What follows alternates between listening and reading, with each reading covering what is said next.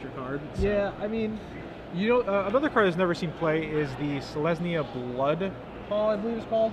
The one from Innistrad that dealt 2 damage. Yeah. I was thinking about that. If it dealt 3 damage, or if it cost 1 less to activate, it would probably see play. So if it was good. Yeah, if it was good. Yeah, pretty much. There's so many cards that I look at, you know, because I'm just like looking at this card, like, all right, well, if it did this, or if it cost 1 less mana, or if it had flying, it would be awesome. You know, it'd be good. Instead, it's just not playable. You know, Gerard, maybe R&D did that for a reason. Yeah, maybe. I want to make every card good, you know? I want to open up a booster pack and be like, wow, I'm going to play all these cards in one way. I want a reason to play a 400 card deck. Yeah, every card in the booster pack in a Gerard's deck. It's not only good, it's a rare. It's a foil rare. Foil mythic rare. You know, get maximum value. They should have those, like the super packs, where you open up your pack and it's just 15 foil mythics. No. That'd be pretty awesome. That's what you want? That's what I want. It's like 1 in a million, but whoever gets it is like super happy, you know? Oh, okay. I kind of like that idea. Yeah, why not? I don't know if Aaron Forsyth is at home watching, maybe? Yeah. They did that with putting Dual Lands and Black Lotus. Do you remember? Yeah, the Zendikar promotion. The Zendikar, yeah. So why not bring that back with just something a little different? Now, I know you like to crack packs. I've never worked with you before, but you're a big fan of cracking packs on camera? Yeah, we'll probably do that this weekend. Yeah, maybe later, Dragon Maze, we'll see what card we end up picking if we were to draft and stuff. You know, one or 12 times, depending. All right. 1 or 12, I like it. All right, so both players are underway here. We see the records on the screen for you guys. Both these players are 1-0. Josh Ravitz is going to start off here with a Farseek on turn 2. Osyp just with a Sacred Foundry, no turn 1 play. Of course, the only turn 1 play for this deck is Doom Traveler, so he does not have that in his hand just yet. Josh's hand looks really good. You know, land spells, mana ramp, Garruk Primal Hunter. What more do you really need?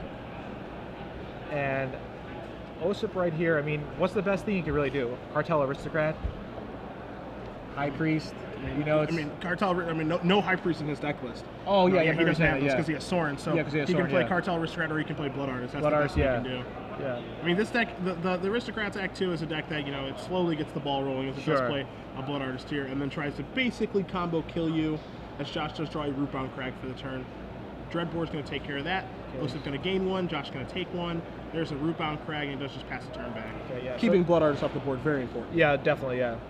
You know, you look at it like, oh, it's an 0-1. There's no other creatures in play right now. It's not going to do too much, but it definitely does get out of hand. And so there is your Boros Reckoner off of those 2 Dragon Skull Summons and a Sacred Foundry, passing it back over to Josh. We'll see what Josh draws this turn.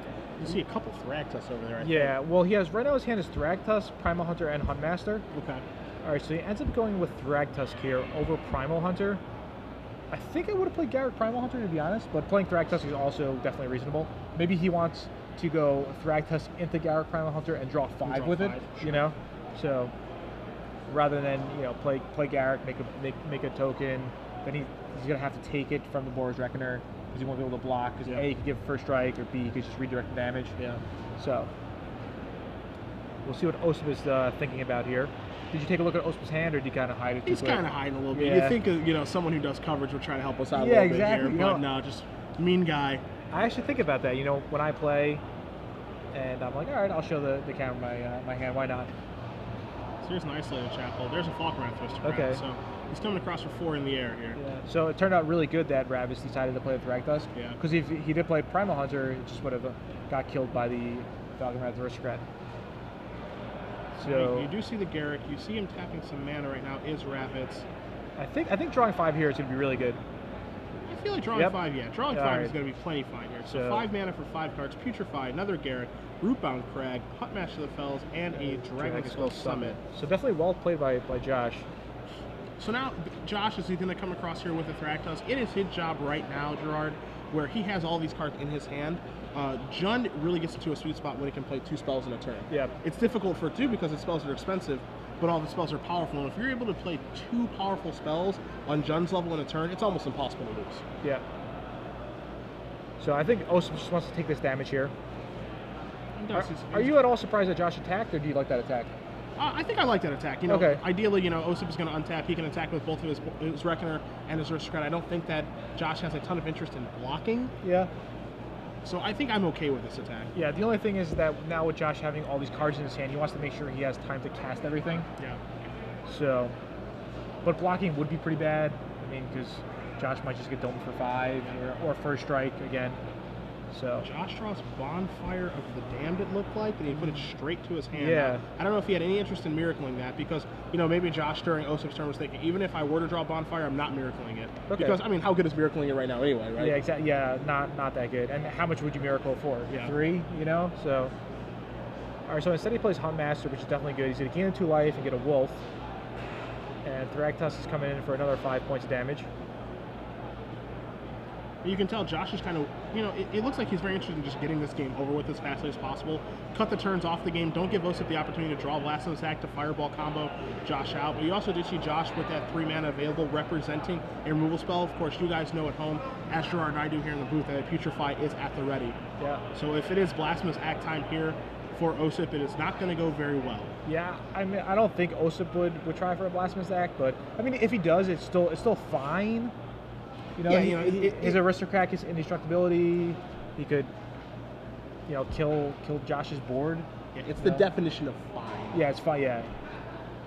So here comes Osyp in the air for 4 more. It's going to knock Ravitz down to 11, so a tie ball game here. Cartel Aristocrat after combat to make sure Huntmaster of the Fells doesn't flip. There's a Blood Crypt for Osyp, and he does just pass the turn back. Putrefy, going to target the Reckoner. Let's see, does Osyp have anything? I see a couple of lands in his hand. He might have land, and just 1 spell left. Yeah, and this is something that we talked about at the top, right? Where the Aristocrats, this is a deck that does not do very well when it draws a lot of lands because it has nothing to sink its mana into. And alternatively, it's kind of a combination deck in which it really needs to just draw its spells in the right order. Okay, so Osyp sacrifices the Board's Reckoner just to sack it. Yeah. So now Osyp, considering his options, feels like a Tragic Slip maybe here. Yeah. He also does have or Warzone Bluff. Charm in his deck. Yeah. Maybe because if he has Tragic Slip, I can't see him like not casting a Tragic Slip on the Huntmaster. Sure. Right there. What do you think? Bluff? I can see Osyp, you know, it's definitely in his range to bluff. But I don't know. Oh, okay, it is Tragic Slip. Yeah. All right. All right. Yep. All right. Yeah. So I like that Huntmaster. play. Definitely a tight play by Osyp. Ravitz going to untap. Let's see what he draws for the turn. Looks like he may be looking for Bonfire this time. Oh, Liliana. Wow, that's really good. Yeah. Yeah. So pretty much right now, Josh has 1, 2, 3, 4, 5, 6, 7. And a land in his hand to play. Land, so he has 8. So Josh could just Bonfire for 2 and then play Liliana to destroy Osyp's entire board. That's probably the play right there, right? As long as he has a land. I think he has the ability in many different ways to clear up the entire board here of Osyp's does Ravitz. So we'll see. I mean, first things first. You know, he's just going to attack here and put Osyp to a decision. Yeah. You know, if which you take it, is you just ideal. lose the Bonfire. Yeah. Pretty much. Now this attack for 7, if it does come through, it'll put Osyp down to 4. Yeah, and then you know And the Bonfire would be for 3. Yeah. Yeah. So next turn he could close it out. Yeah. Osyp doesn't really have any life gain that he'll be able to use. I mean, Sorin won't gain life immediately, Yep. so yeah, I think you want to just Bonfire for 2, play Liliana, and just pretty much close out the game right now. It looks like Josh agrees with you. So here's Yeah. a Bonfire of the Damned. X equals 2. This is going to put Osyp down to 2 as well, which is certainly relevant. Osyp going to sacrifice the Cartel Aristocrat to the Falconwrath Aristocrat. Josh going to follow it up with Liliana the Veil, make him sacrifice, and Osyp is going to concede the game. So Josh Ravitz will be up a game here over Osyp Lebedowicz, Jun versus Act 2. And you saw there, Gerard, when you're able to cast 2 spells in 1 turn Yeah. with the Jun deck, it's very hard to lose. Yeah, definitely. Yeah, I don't know if Osyp should have just scooped right there. He could have drawn a Lingering Souls, made a bunch of blockers. I'm sure, you know, good chance he would have lost the game anyway. Yeah. But scooping there might be a little premature. Yeah, a little premature right there. Something strange could happen where, Yeah. you know, he does just go kind of runner, nothing's funner. Exactly. But, yeah, you're conceding there. I mean, you can definitely take the time to take a draw step. Yeah, exactly. Yeah. Why not? Yeah. Maybe sometimes Osyp or any players might get a little bit frustrated. Might just kind of go to sideboard. Know you're probably gonna lose, but still try not to concede. Just a little. Yeah. You can't hit that 1%er if you don't try. Yeah. I think Wayne Gretzky said that. Is that a Wayne Gretzky quote? Pretty close. Okay. Yeah. Fair enough. All right. Take a look at the sideboard here. Osyp's sideboard. He has 3 copies of Osyp at Ghost Count, so those are certainly going to be coming in here. Okay. Fantastic card against this deck, but Putrefy does change things a little bit about It does, that card. yeah. So, you know, it's not the home run that it was before. It's just like a triple now. Okay. instead. I could agree. He has an additional Blasphemous Act in the sideboard, 1 Zealous Conscripts, an additional Cavern Missiles, 2 Electrickery, an Oblivion Ring, 3 Mark of Mutinies, and 3 Duress. So I think almost certainly you're going to see those Obsidians come in. And then outside of that, I mean, Zealous Conscript's actually quite good against this deck. Yeah, taking I a agree. Thrag Tusk, taking an Olivia, and of course the Sacrifice Outlets with all 8 of the Aristocrats. That's certainly good here. Oblivion Ring's okay. It's not great, but it does give you a pretty clean answer to Olivia Valdarin, which is something this deck has trouble with. And then Mark of Mutiny could come in. Duress could come in as well. Sure. One thing that I have realized in this matchup with the Aristocrats versus Jund is that setting up Blasphemous Act plus Boros Reckoner is like almost impossible. Yeah, so it's probably not even worth having in your deck. Maybe like a Miser's Blasphemous Act after board or something. Yeah, I mean, Reckoner's still good against them. Oh, yeah, You're going to leave that in, but yeah. setting up the Blasphemous Act combo kill is very difficult to do because of all the removal. Yeah, I agree with you. On the other hand, Josh has a couple of cards you could bring in. First thing that comes to mind right now is Tragic Slip. Yep. The best card that Osyp could play against Josh, as you saw, was Falcon Wrath Aristocrat. You know, it could come down, it could take down a Garrick, take out a Liliana, just deal a lot of damage. Osyp's going to have a lot of small creatures to make sure it stays indestructible, but Tragic Slip will stop that. So definitely Tragic Slip wants to come in for Josh. As far as other things, you know, Vampire Nighthawk. Good way to answer Lingering Souls. Yeah, he has Bonfire of the Damned to answer it, but also Vampire Nighthawk, it flies, gains some life back. I can see him bringing that in as well. Duress, he doesn't want that. Mizzy Mortars, I mean, maybe. Yeah, it's just kind of a maybe. I think Yeah. that's the best way to look at it. Yeah, exactly. Veraska, definitely not. Veraska's more for, you know, slower decks. Something maybe like Esper Control. Pretty good in the mirror, probably. Mirror, blue, white, red. You want to kill Assemble Legions. Maybe if they have a Witchbane Orb they're bringing in, that's really where Veraska shines. Pillar of the Flame, thumbs up. We could bring a couple Pillar Flames, why not? Kill Blood Artist, kill Aristocrat, Kill Doom Traveler. kill Doom Traveler. So, you know, Josh is going to have a couple of cards he's going to bring in. Nothing too crazy that's going to really destroy Osyp, but Ravitz is just making his deck more streamlined to beat Aristocrats. That's probably the best way to look at it. Take out the bad ones, bring in the good ones. Yeah, exactly. Now, if you look at how Josh played that game, he played it very well. The only play that I might have made differently would play the Garrick on turn 5, or well, essentially turn 4 because Josh had a Farseek. But if Josh did make that play, he would have lost his Garrick to the Aristocrat. Yeah. You know, that's the thing. Sure, Osyp does have 4 Aristocrats in his deck, all right? But does he have it in his hand? If he doesn't have it in his hand, then playing the Garrick right there might be a solid play. Sure. But is it worth the risk? And Josh decided it wasn't worth the risk, and he made the right decision. So lots of times people might think, hey, Magic, you know, sometimes you play standard, you only have one decision a turn, blah, blah, blah, but you don't. You have lots of decisions, lots of decision trees you could take, and Magic is such a complex game that it's common to make a lot of errors. Yeah. And when you Which do might make, not even seem like an error. exactly, and when you do make errors, the best thing to do is not blame it on luck. You know, not tell your friends, oh, I multi 5, I multi 4, no way I could win. It's kind of analyze all your plays, talk to your friends. You know, honestly, for myself, when I got back into Magic more heavily, I started reading a lot of articles. You know, but all right, well, you know, what's Kibler thinking about? What's Sam Black thinking about? What new deck is Chapin thinking of? So when you hear other people's thoughts, it kind of, you know, propels your thoughts as well. Sure. Yeah, so that's definitely really important. We are being informed, by the way, that the Wayne Gretzky quote in question is, "You miss 100% of the shots you don't take." No, that's Wayne Gretzky's quote towards hockey. Wayne Gretzky actually started playing Magic after he retired. Okay. And he said exactly what you said. Oh, okay. Yeah. You can't hit your 1%er if you don't try. Exactly. Gretzky quote. Yeah, Gretzky quote. He might be at the next. He might be at the next Open Series tournament. I heard. I actually heard he's teaming with Johnny Chan and Mike McVeigh. It's a good team. True or false? All right. This is for everybody at home as well. Cedric, be honest. Answer this question honestly. Were they calling Johnny Chan and Mike McVeigh to come to the stage before we started? True. It's true. True. So That happened. it did. All right. So they started already. Osyp's going to take 2 life off his Godless Shrine and leaves off with the Doom Traveler. Doom Traveler, not really the most impactful card, but it supplies some type of card advantage. It's better than it looks. Would you call it card advantage?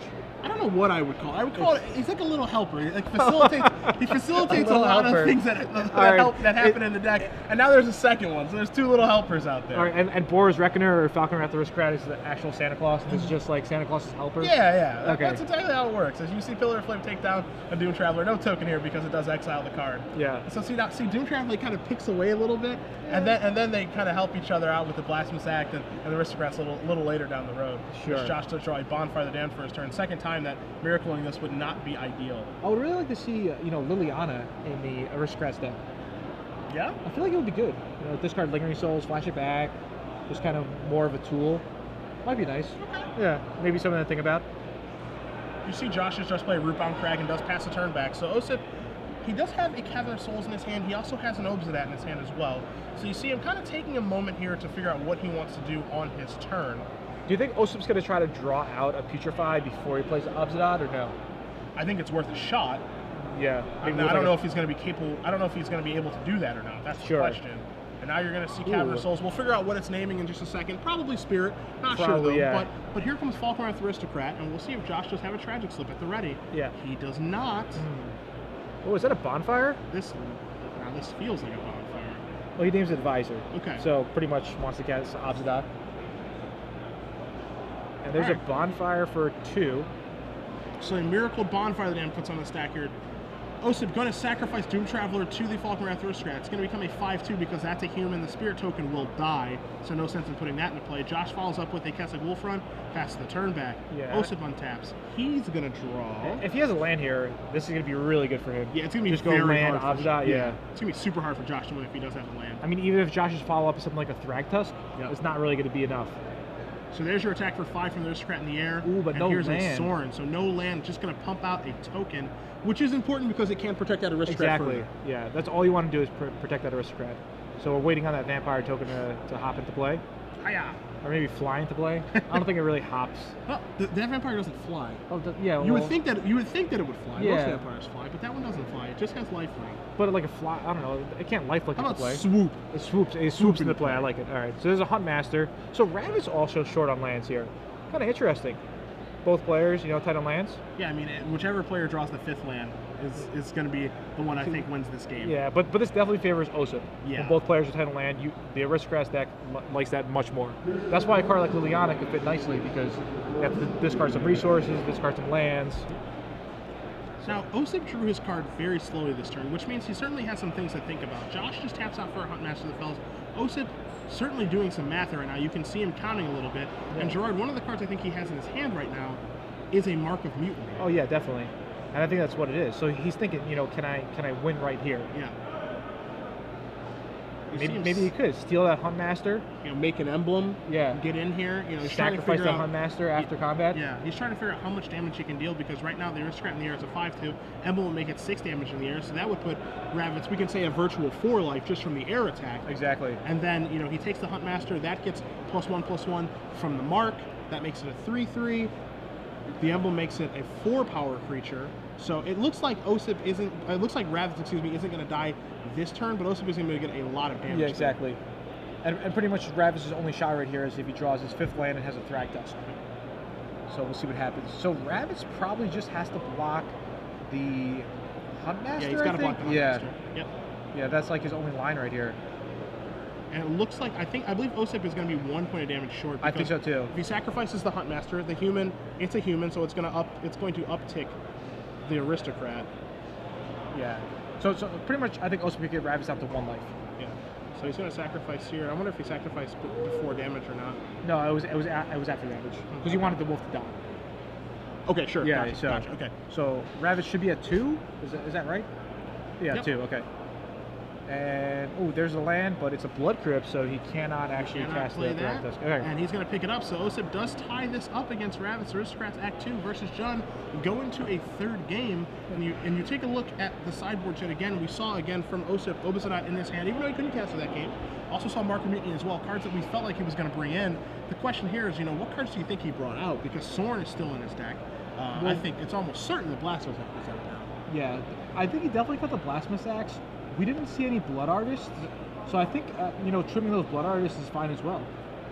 And, Blood Artists is kind of like Blasphemous Axe in this matchup, right? And then it's probably pretty hard to set up. Yeah, it's just, and just drawing an 0-1, for example, if Ravitz is on, even if he's on, 7 life or something, you draw a Blood Artist, you can't kill him in time, in 1 shot, for example, and then Ravitz just plays a Thragtusk, that eliminates all the work that Blood Artist does. Yeah. Because Osyp gaining life off Blood Artist is pretty much irrelevant. Yeah.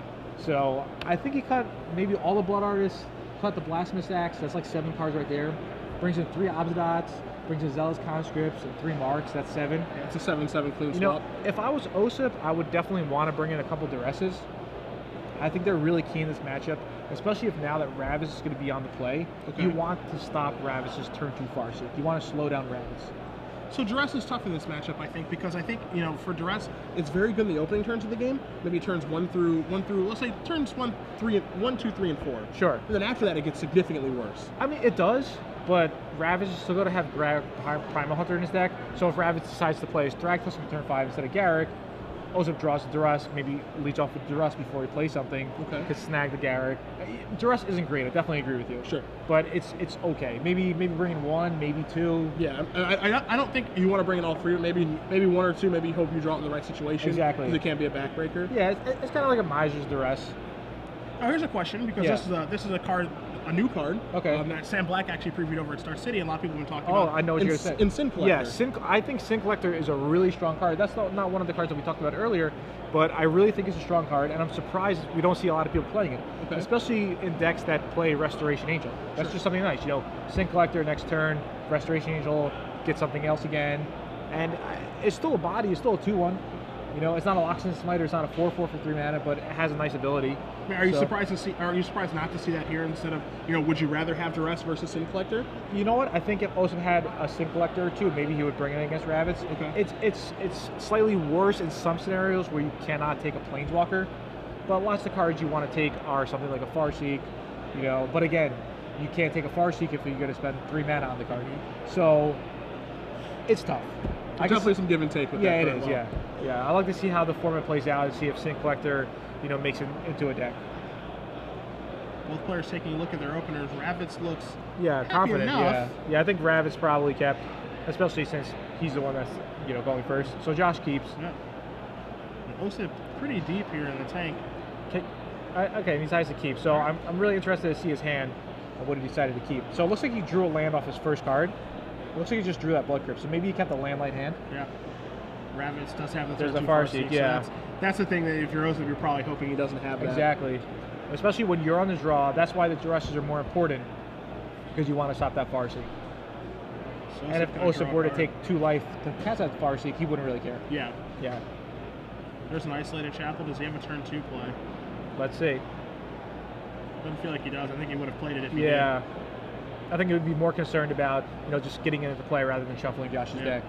did. So no turn 2 play either. So we'll see what hand he gets. I mean, this is a hand that smells of, you know, Reckoner's, Lingering Soul, Sorin, you know, his bigger high impact spells may take a little while to get off the ground. Yeah. But while Osyp is trying to get off the ground, Josh is able to get a Huntmaster of the Fells and a Wolf token into play. Okay. Orzhov and there's Charm, Orzhov gotta take Charm. care of All right, that. so that's Okay. a nice answer to Huntmaster right there. Sure, you lose some life. Sure, Ravitz gets a 2/2 Wolf out of the deal, but Orzhov Charm is able to kill it. Yep. And Osyp doesn't really matter, doesn't really care about the 2 life that he lost. So what would you do here, Lingering Souls or Boros Reckoner? What do you think is more impactful? Personally, I think I would go with Boros Reckoner here, but I know Osyp has both. Yeah, I mean, he has both. I kind of want to go with the Reckoner as well. Okay. You know, the tough part is because he has a Sorin in his hand, you know, what game plan is he on? Is he on the game plan of cast Lingering Souls next turn, play Sorin, Emblem, get in for 4, try to race you, which probably doesn't seem ideal. Exactly. I think the game plan he's on is try to make the game go longer, even though normally Aristocrats doesn't want the game to go long, but I think in this scenario, Osyp does. Okay. Yeah. So Ravitz does take care of the Boros Reckoner with the Dreadbore, comes across for 2 and passes the turn back. You see Ravitz's hand, he has a Stomping Ground, a Blood Crypt, and an Overgrown Tomb in his hand, so he's got all the lands in the world. Yeah. As here's your Sorin, All there's right. your Vampire, it's going to go up to 4, but he needs business, and he needs it now. Yeah. Now, do you think Ravitz needed to use that Dreadbore on the Reckoner, or do you think he could have just kind of held off on it? Probably could have held off. Yeah, getting a 2 damage with the Wolf, not really a big deal. So now Ravitz is in a tough spot. Sure, he drew a Huntmaster, but I don't know if it's going to be enough. So there is your Huntmaster of the Fells. Here's your 2 life. Here's your Wolf token. Ravit's going to go up to 24, but Sorin is going to keep ticking up now, and it's very realistic, Gerard, for this card's ultimate Yes. to come into play now. Exactly, yeah. I mean, his ultimate is just 6. Yep. And after this turn, it's going to be on 5, so Ravitz is going to have to do everything he could to, you know, bring that Sorin down to 0 or as close to 0 as possible. So we see Sorin on the screen right there. 4 mana Planeswalker, starts with 3 loyalty counters, but it's one of the few Planeswalkers in Standard that protects itself. Yep. You know? Not only that, it's one of the few planeswalkers in Standard where it's ultimate to get there. I feel like is very realistic. Yeah. Now you're gonna see Lingering Souls kind of flash back. And so now, maybe we see Osyp here in defense mode. No, he's gonna make an emblem. Oh wow, so that's awesome. Got 4 2/1 tokens. Yeah. And I think Ravitz, if he draws a spell, he might not be able to cast it because it's so important for him to flip that Huntmaster to kill Sorin. Yeah, and the spell he drew was a Farseek, and he's more than happy to pass back. So there's your emblem in play. Huntmaster's going to flip into Ravager. It's going to take care of Sorin. It's going to take care of a Wolf token. Now, why would you not swing in with those a wolves? Spirit token. Like, I think Ravitz definitely should attack those wolves. They're not doing anything at all there. A little bit surprised at that as well, honestly. I think maybe Ravitz got a little excited that he's going to kill a Sorin. Maybe he's a little nervous that, things are kind of looking bad. I mean, one thing you also have to keep in mind here, too, is a player of Osyp's caliber, I think, he knows that, by making the play he makes of Lingering Souls flashback, put my Sorin 2, that, like, he's inducing Josh to just pass the turn back. Exactly. Flip the Huntmaster, kill it, and he's like, okay, like, I know this is going to happen. Yeah. This is certainly within the realm of possibility for you to pass. Your Huntmaster flips into a Ravager, you kill my Spirit, you kill my Sorin, and I don't care about that. Yeah, but I mean, maybe the faster Osyp plays, the faster Josh played, and Josh just... Because I honestly think those wolves should have got in, but we'll see if Josh had a game plan. Okay. So we'll see what happens. Now, Osyp's line right here, I do see a Falcon Wrath Aristocrat, and I wouldn't mind just playing it and just bashing in with everything right here. Also has a Tragic Slip in hand, too. So he could go, Aristocrat, come in the air for 5, 6, 7, 8, 9, 10, 11, come across for 11. This is really good for Osyp right here. So the attack of 11 will put Ravitz on the 13, Tragic Slip your Ravager of the Fells, take care of that, pass the turn back, and now he needs to fade a Bonfire of the Damned from Josh, or potentially eliminate Voldaren. This is a huge draw step. Josh draws a stomping ground. Wow, okay. So I think Osyp's going to take down this match right here. Yeah, because Josh is going to cast, probably is going to be that Farseek, he's going to put the land into play, he's going to play the Farseek, and we know, I'm almost positive that Osyp does have another copy of Sorin, Lord of Innistrad in his hand. Yeah, he does, yeah. Another emblem, and that's it. Lethal attack. Yeah, what is that, 14 damage or something? I mean, more than that. More? 15? Yeah, it looks like, I think that's going to be 15. 15? Okay. So there's your Sorin. Yeah, Sorin doesn't even die. Osyp's like, all right, Emlyn, it's going to die. No, he still sticks around, There's your emblem, there's an attack for lethal. So Osyp Lebedowicz, in what is perceived to be a pretty bad matchup, beats Josh Ravitz after a bit of mana flooding. 2-1. Yeah, definitely. Yeah, game 1 he flooded out pretty bad. Game 2, Osyp had a great draw. And game 3, Osyp, you could tell